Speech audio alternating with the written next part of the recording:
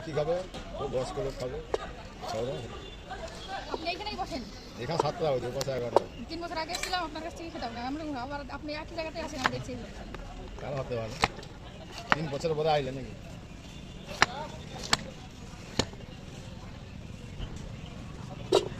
এ পার যত 7টা বাজে বন্ধ, 7টার পরে পাস। এই মেন সমিত ধারা এখানে আর এমনি সারাদিন এখানে? সারাদিন এখানে সকাল 8টা থাকতে সন্ধ্যা 7টা।